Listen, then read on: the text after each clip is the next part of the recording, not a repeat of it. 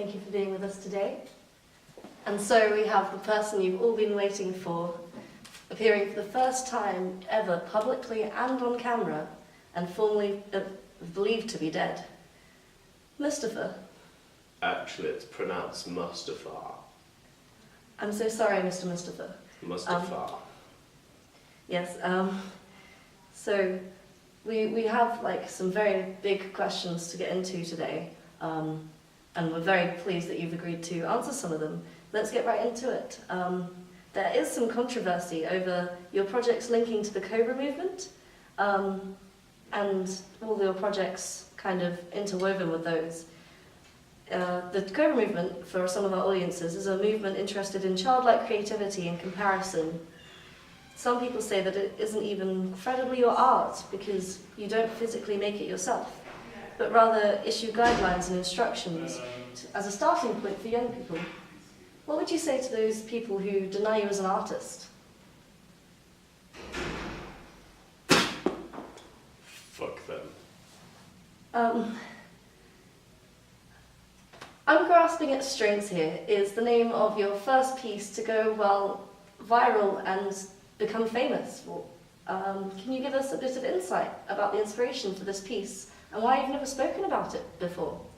Well, to go on your last question, you talked about me effectively being an artistic director for people.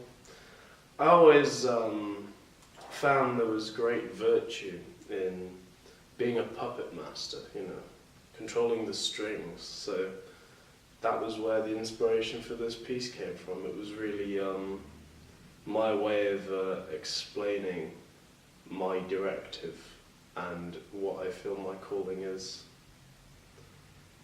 Thank you. You're actually most famous for a performance piece you did called Green, where you pick your nose on the train. What responses did you have for that? Why did you do it?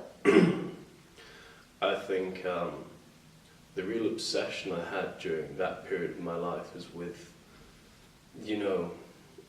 people don't really give enough respect towards just enough or the middle way, and it was really distressing me that all the other performance pieces you see, people painting with their vaginas and such, it was all very explicit, and I didn't like any of it, and I figured that something so mundane as to be picking your nose, if it could garner a reaction, even one of just mild perturbance and disgust, and attract some derision, then why not go for it? So I wanted to see how little could be considered art. It is actually suspected that you flicked one at an unsuspecting child. I believe her name was Catherine. Is this any truth to this? Well, as you well know, I am a big proprietor of the Cobra movement and their style. And it was my way of giving back to the children who inspired us. So with their artistic simplicity, I figured that why not share some of my artistic simplicity back their way. I like to feel it was my way of educating her. I forced my art on her, but she was better for it. So thank you very much for hosting us in your very own studio, one of your spaces. It's been fascinating to actually get to look around some of your creative areas. We do wonder, how do you begin some of your artwork and your creative processes? Well, first thing I like to do is get up very early in the morning, because I read somewhere once that all the greats, Mozart, Chopin, and Monet, they all got up first thing in the morning, and that's the most creative part of the day. So I'll open the news and I'll see something that annoys me and upsets me, and then instead of using that to create art, I then totally reject it and try and create art exclusively out of my own pleasure, and I try to enjoy myself, and it's how I relax, really.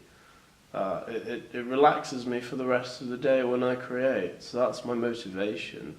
in terms of actually getting into a creative process, I think it's very whimsical on my part. There's nothing deliberate about what I'm doing. It's all exclusively whimsical.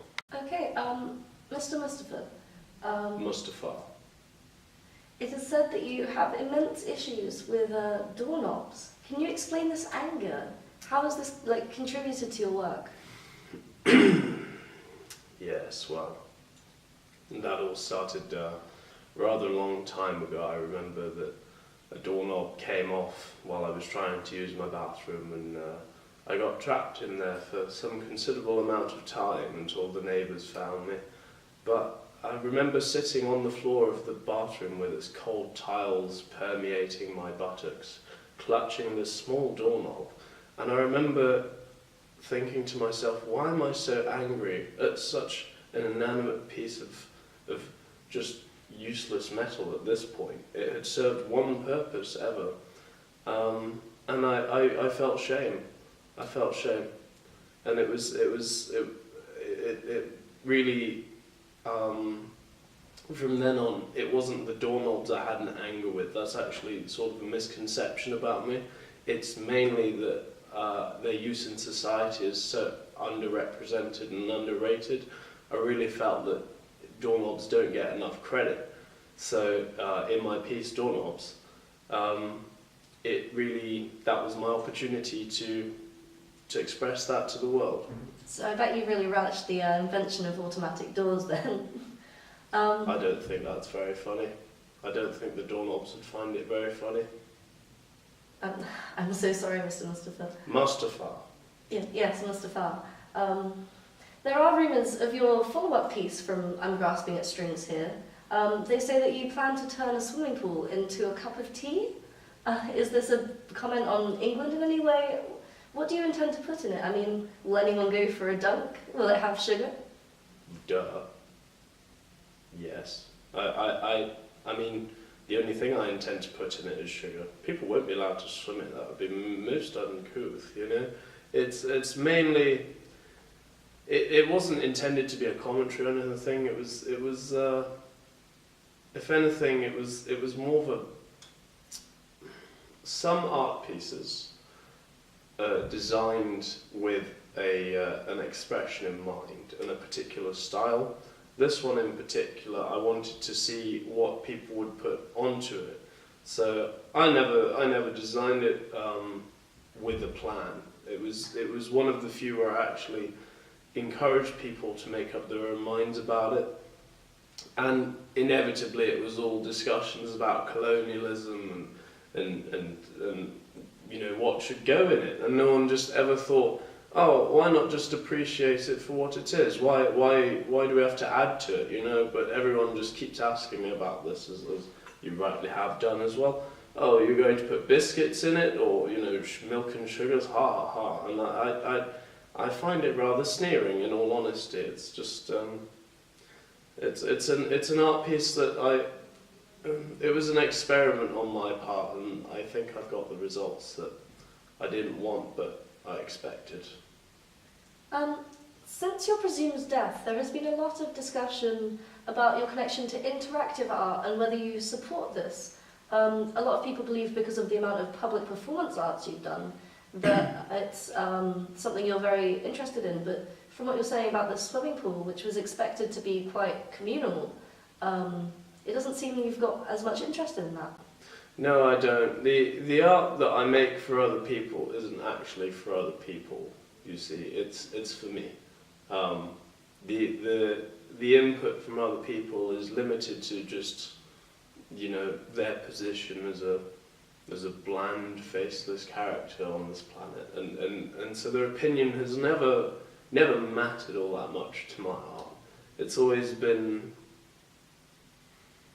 secondary.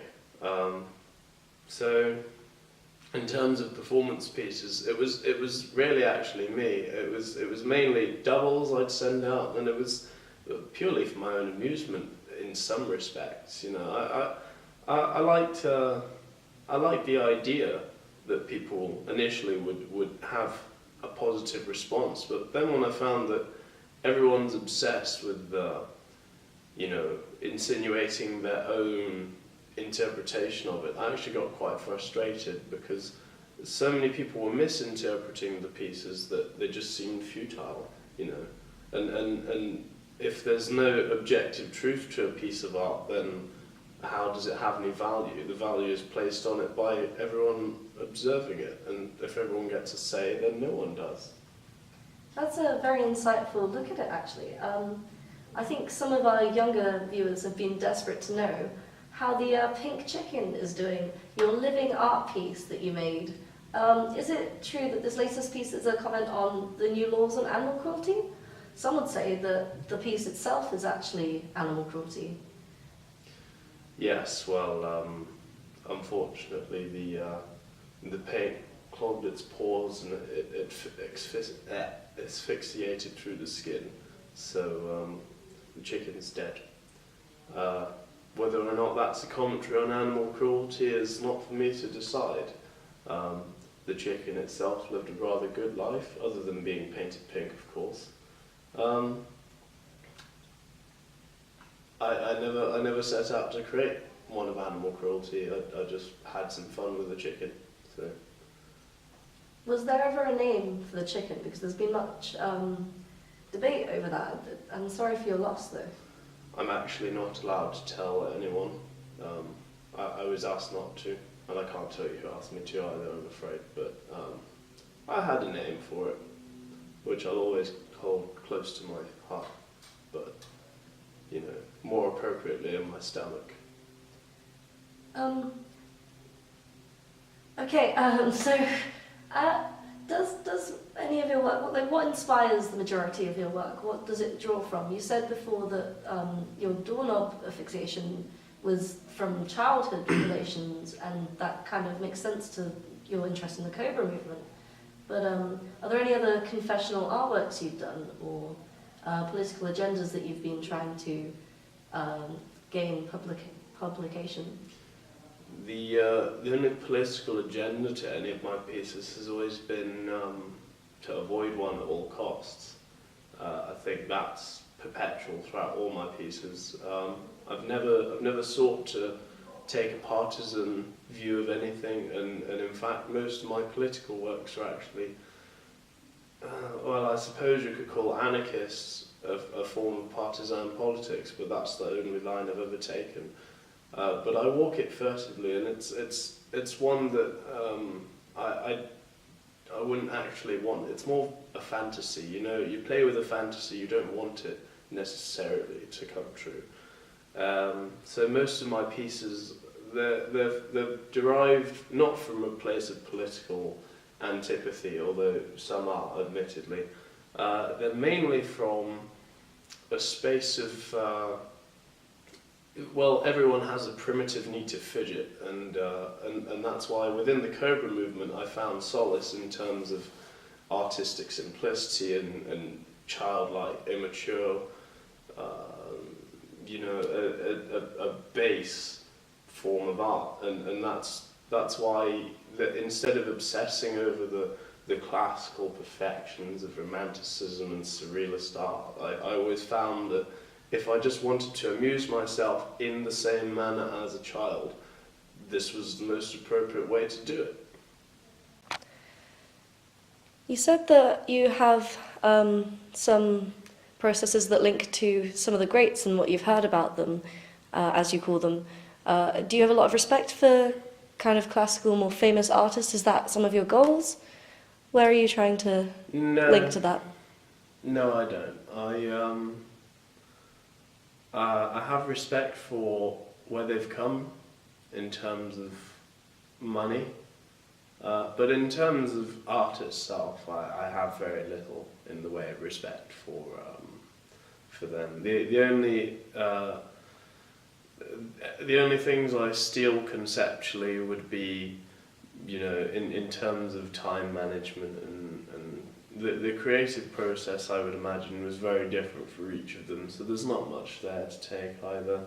I don't particularly seek to replicate their success. I don't even wish to create my own, in all honesty.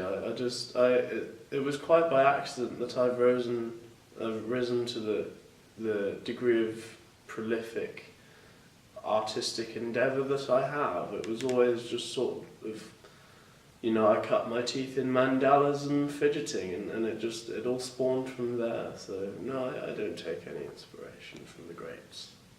Some say some of your work seems to be masked similar to that of Ed van der Alsken, who does a piece called Karl Appel Amsterdam in 1955. Are there any connections or any inspirations from that? Well, I remember seeing his piece, and I was confused initially, but then I understood. It was his interpretation of the anger expressed by a large group of people. It's always very bland and parroted, and it's never totally genuine. It's always insincere and contrived. And I remember seeing the parallel between the childlike imagery that I liked to particularly replicate, and also his piece, and it was always something that I admired greatly, that he could accurately depict so much with so little. It was almost minimalist in concept, and I remember seeing that piece and just thinking, I can't do that. I wish I could, but I can't. And I totally readily accept that, and in that sense, it reminded me why I chose to adopt the Cobra style in the first place, because I had to remind myself that it was about enjoying the process rather than the goal. So, linking to the Cobra movement still, and your projects vicariously through young people and children, and the guidelines you give them, when do you actually get your hands dirty, other than performance arts? What materials do you like working with? How dare you? How dare you ask me when I get my hands dirty around children? That's just... I'm sorry, this interview's over. Sir, please.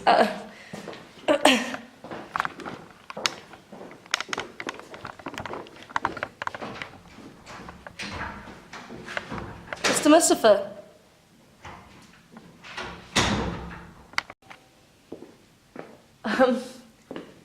Well, I suppose that's the end of our interview, but I hope you've been interested at home, viewers, and perhaps we'll get to look further around the studio. Oh, Mr. Mustafa. I just realised this is my studio, so I'm going to have to ask you to leave, please. Okay, I'll just... Right, Come on, out. Okay, I need my camera. I've had enough of you people.